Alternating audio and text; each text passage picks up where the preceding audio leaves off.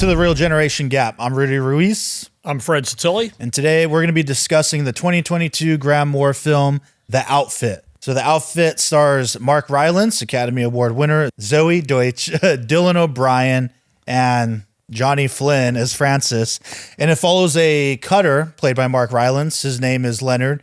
Comes from England. So he's in Chicago. He's a cutter. Everybody mistakes him to be a tailor. And a lot of the gangsters kind of walk in and out of his place. And then on one fateful night, he gets caught up in a situation where he's got to lie and deal with mob bosses and mob soldiers, and people are getting whacked. And I thought it was a really good single location thriller. Yeah. And yeah, so let's jump into it. Spoilers as always. I will say right out the gate before we spoil it, in case you haven't seen this and you're just wondering hey, I'll watch this to see if maybe it'll pique my interest. I think it's well worth watching. I enjoyed it. So go check it out. It's a clever, again, one location, kind of limited amount of characters, which I do love a good movie that can pull that off. And I think this pulls it off well. Right, like The Man from Earth.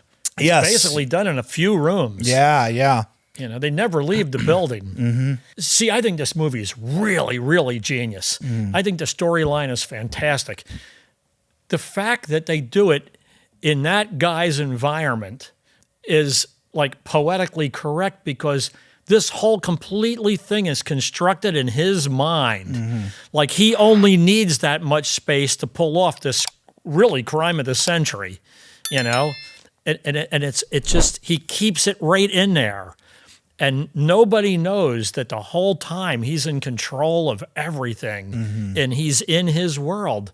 So it's in his mind, in his world. He doesn't need anything from the outside. Everything comes to him. Mm-hmm. He manipulates everything. It's kind of like Nero Wolfe, how he figures out the crime from his own house. Mm-hmm. He just has people go out and gather information. Then he says, who the criminal is, right? So this guy, you don't know till the very end of the movie how incredibly diabolical his plan was, how complete and how much nerve he had. Mm-hmm. And one of the greatest parts of the story is that he is the most passive, submissive, kind gentleman. He treats everybody with fantastic respect. He sets himself, he's so complete in his character that the mobsters can't imagine that he has any other role, that he's scared. He doesn't want violence. He's a passive gentleman, and really, he's going to kill everybody. Yeah. And not only, he's going to have them do it. They're going to kill each other. And so the fact that it's all him in his mind and it's done in his shop, to me, that's poetically, that's really, really correct. Mm-hmm. That's really a great concept from the very beginning. Yeah. And the characters, every character this is an ensemble piece, right? There's the two young mobsters, there's the old mobster, and the girl. Mm-hmm. And then at the very end, there's Madame de La Fontaine, right, who comes in. And that scene where he's holding the gun and the two black mobsters are holding the guns on him, and when Leonard says, "You have nothing to fear from him. I took the bullets out of his gun." And when he moves the gun away from Madame de La Fontaine just a little bit to see, and he's got an open revolver, he can see. Yeah. I hate that rimfire stuff. He goes like this, and the minute that barrel is not facing that woman, those guys shoot him. Yeah. It's that tight. Mm-hmm. It's wow to pull that off, and for him to say that, for him to make this guy, do I have bullets? I can't look away. But if I don't have bullets, I gotta look, it's irresistible and dead. And the fact there were bullets in there. Yeah, and right. He just pulled the fast one on him. God, yeah, he took a lot of risks. He got me, right? Like the guy could have said, "I loaded this gun myself." Yeah, and then the whole plan is shot. Mm-hmm. He went for broke 10 times. Yeah, in that movie, where I love the scene where. A big part of the story is that these mobsters, there's the rat. There's somebody who's got a recording device, and they need the tape from the recording. They want to find out who the rat is. And he says to the young mobster, who's kind of stupid, he says, "I have a terrible thing to tell you. I'm the rat." Mm-hmm. looks him right in the eye.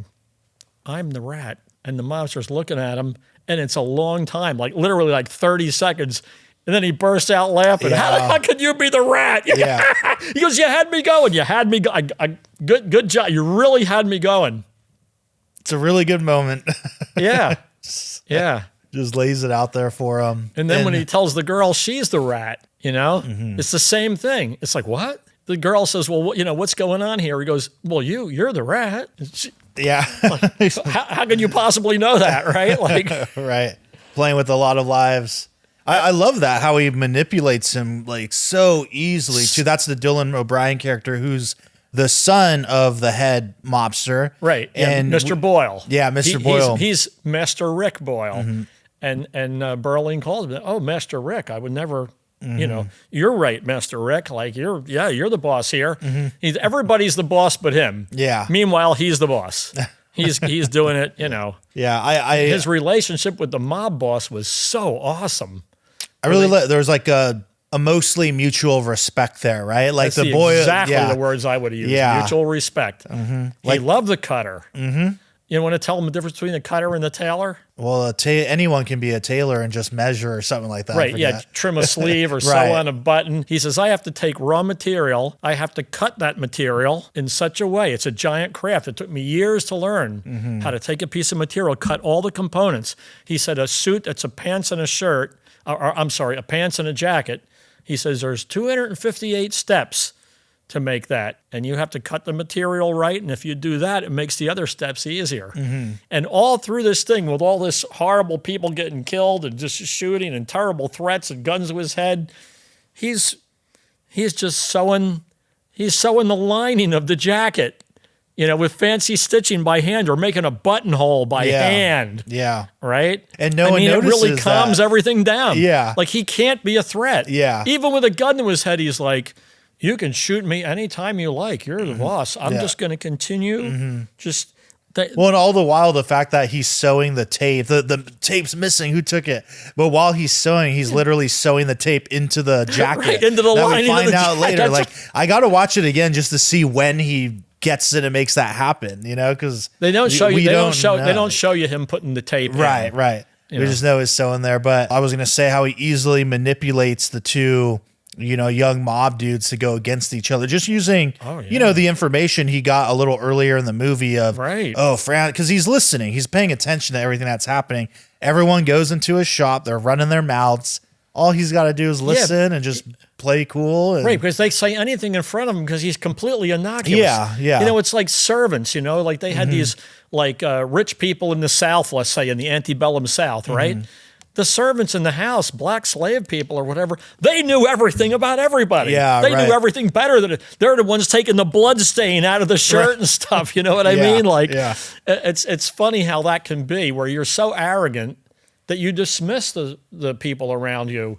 And boy, what a mistake that is. Yeah. Because they have the goods on you. I did like that reveal at the end of how, not just the fact that, because there's a reveal that he kind of masterminded all of these dudes basically killing each other. Right. He's like, they're all bad guys. We got to get rid of them. And, but we get a secondary reveal. And this part I do not like. I was like, oh, this part I loved.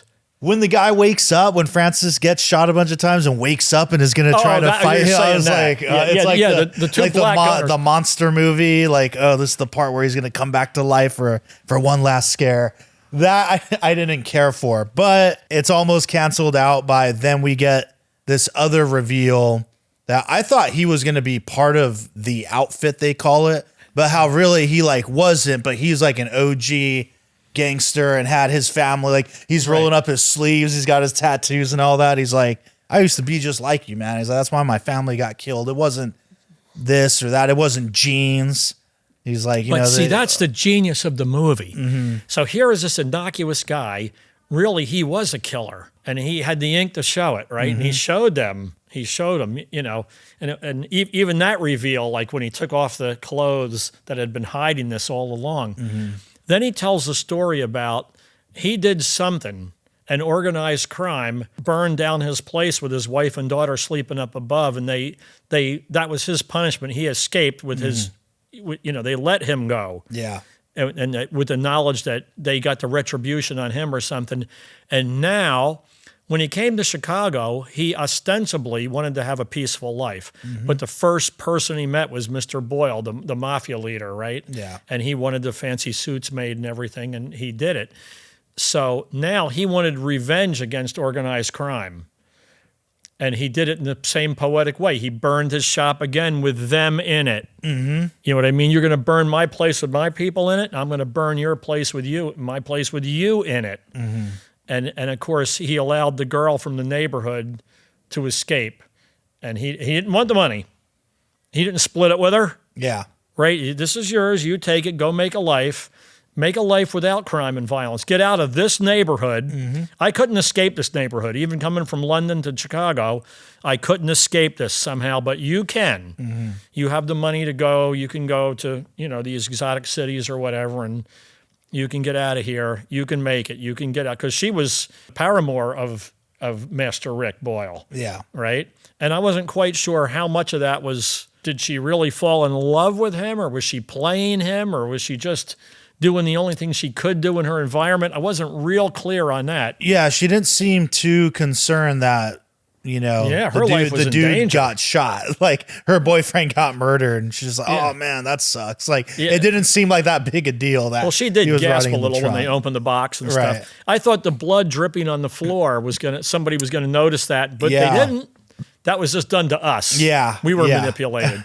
There was a few of those. There was a few things, and there was one or two things that weren't really explained. Like the tape recorder in her apartment, like, was that real? Or like when he said, you're the rat, like, was there no rat? Because I think there was no, but he did tell her, call your FBI friends and have them go where. Yeah, I was about to ask you that next, because I had only seen it the one time. I'm not sure if you've seen it more than once. Many times. Yeah, because I was going to get at, like, was she literally the rat, or did he just say that and she's like, I got to go with it? But she you're did right, make that phone call. Yeah, you're right.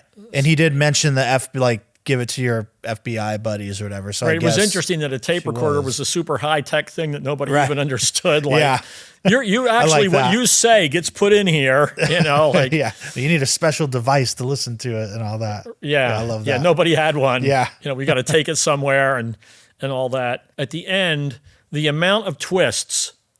Like, you don't realize how much control he had and how diabolical this was till it's completely over. Yeah. Like, the very last scene is the last scene. There's no like most of the stuff up front or something. Not at all. It's divulged to you as big a secret as it could ever be. Like, there's no foreshadowing of anything. Right. You have no idea. Well, you think these gangsters are really in charge. Now, the part that we left out is that they use his shop as a collection point for money. So gangsters come in all week long, they go in the back and they put the money in the box. And one week, there's a letter in the box that's from a larger mafia. The larger mafia, they call it the outfit. That's why that's the name of the movie. And the larger outfit, they want to be part of the larger outfit. And now this is their entrance. The larger outfit is communicated to them that they're considering them for membership, right? So they really want to be a part of this, because this is the big, they're the big time, but this is the bigger than the big time. And they want to do it. But is the outfit really real, or is that a construction of the cutter? Right. Did he create the outfit? Because they don't really know who's in it or where it's coming from, but they get the letter, and the letter has their emblem on it. And somehow they know that emblem. And they go, holy mackerel, they're contacting us. They want us to join them. This is it. We got to. Yeah. It was very, very interesting how the mob boss, Mr. Boyle, and his son, Master Rick, they had the friend of the family that was, they sort of grew up with this kid and everything. And he wanted to be the mob boss. But maybe not, because he was loyal to the mob boss. They said he had taken 6 bullets for him. Yeah. Right? And he's like, look, and he knew that he was smarter than the son. Like, I should be the son, kind of like in the Gladiator movie, like, Marcus Aurelius, we're not going to have him. We're going to have you, So this was the same kind of story there. Rick was the heir apparent, but his friend, who was really an employee of the family, even though he was very close and intimately connected, he was the bodyguard of the young son. He had no qualms about shooting him. Yeah. you know. Right. And then so you knew he was going to try to take the lead. And it was interesting that Berling said to him, well, there's two scenarios here. In the first scenario, we all get killed, and totally calm. In the first scenario, we all get killed. In the second scenario, you become the leader of the Boyle crime family. It's up to you. Yeah. You're the one holding the gun. I'm just... Right, yeah. Well, that's just all I do. I'm just the really cool part in the story was when they told the mob boss all this stuff. Yeah, your son left. He went out looking for you. He's not here. Meanwhile, he's, in the box, right? The dead body. And the father's like, I got a problem. You telling me this? Yeah. It's freezing outside. That's his coat. He left without his coat. That's when the jig was like up. Yeah. The jig was up, right? And that's something that wasn't planned by Berling. So it's like, okay, now we got to adapt. We got a curveball here. And it was great because that he knows this all the while, but it's disguised in this nice little conversation of how, they both came here and coming up and changing with the times and being older men. And, again, they have that mutual respect. And through the conversation, we don't know that that's where it's going, that he knows the jacket's there. He there. already knows. Yeah. And he's just kind of leading him and like questioning him in this way. And okay, so we have an understanding, why is this here? This movie is a masterpiece of elements. Whoever wrote this story, I would like to read the book that this was based on, if indeed it was was based on a book, because maybe that would explain to me how the girl made the phone call as the rat, because they didn't do a good job in that in the movie. But everything else is spectacular. It's a terrific story. The setting, the acting, the small ensemble, literally 5 actors, right? Well, it's 6, and then the 2 black mobsters, they were just gunmen. But yeah, I mean, there was no more than 10 people. Yeah. There was no customers coming in. There was no, In every scene, when you think it's going to calm down, it has a new conflict arises. Like something else gets thrown into the works that like keeps the tension. It's very simple, like how it's done. And I think that's part of what makes it effective is, he brings the girl back, the Francis, because they tell him like, all right, you got to go find my son. Well, he's the one who kills him, so he knows he's not out there. So now he's got to wander around. But he gets the brilliant idea of getting the girl and trying to pin it on her. Then the phone call comes, and then, English, that's what they call Leonard, just good, the cutter, just answers the phone, but like says some lie of like, oh, he's over here, good. Hey, that's your son. He's at this address. Like a wrong number or something. The phone happened to ring. He's at this address, and it's so brilliant. And because there's the dramatic irony of like some characters know a piece of the puzzle and others don't. So you see how Francis is like looking at Leonard like, oh, damn you. Now we got to, how are we going to get out of this one? And all right, well, I think we just need to kill the girl. And a key moment was when he goes, all right, we're going to go out and look for him. And then Francis says, I need to stay behind in case he comes back. And obviously that's not going to happen. But then Mr. Boyle says, yeah, that's it. You stay. So now Leonard is stuck with the killer. Like it's like, oh man, this is bad. This is bad. And there's other points too where the boss is just like, what do you mean you're gonna go or you're gonna stay or whatever? He's like, you're coming with us. Like, I just told you you're coming. Yeah, you're coming. You don't get a vote here. There's like a lot of that, and they got to like quickly think of how to get out of these little moments. Yeah, man, it's a real really know your well place. done. Know your place. You just do what I say. You're here to do. This is not a democracy. A movie. The story. It's an incredible story.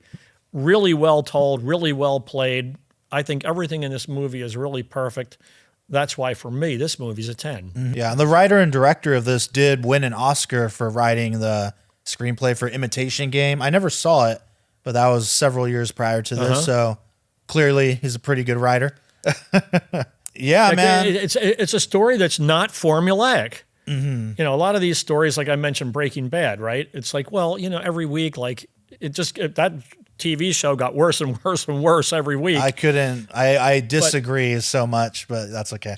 I'll just throw that out there. Yeah, we're not doing that right now, but it just, no, I mean, well, when I say worse, I mean the circumstances for the characters. Oh, okay. Yeah, they got more, it got more horrible week after week after week. But they did it by just injecting random elements that that came out of nowhere. With this, nothing came out of nowhere. It was all right there. Yeah. You know, there wasn't like more people coming to the shop and now, oh my God. That's a really good way to put it though. Like that is actually, man, really, that has me thinking a lot. It's like, yeah, each kind of scene in this movie, this could be a series of short films, like a serial, you know, with like a cliffhanger ending, like every scene.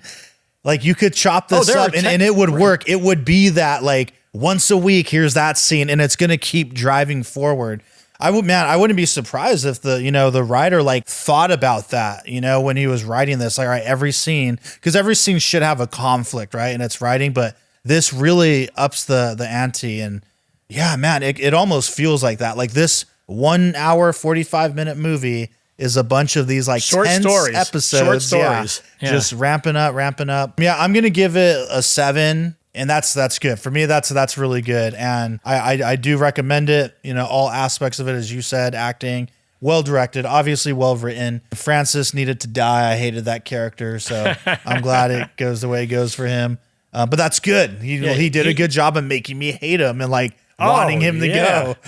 He was the Eddie Haskell of the group. You know, if you ever saw the TV show Leave It to Beaver, you know, it had a character like that, like just a prick jackass guy, you know, that everything he did was going to be a problem. Yeah. And he was really, that character, Francis, he was a real player. You know, he was real comfortable in this environment of deceit and betrayal and everything. Yeah. You know, he was like born to it and born for it and that. And wasn't a big deal to him that he killed his like partner in crime, his and closest friend ever. Yeah, right. Yeah, it was not a big deal to him at all. He said to him when he's lying there bleeding out, "You see what you made me do?" Yeah. You know, like he actually admonished him. Yeah, you know, fantastic. Yeah, absolutely fantastic.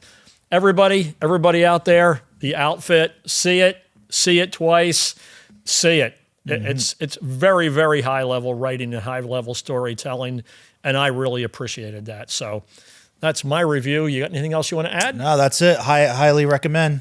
Go check it out. Okay, and we'll check out. See you next time.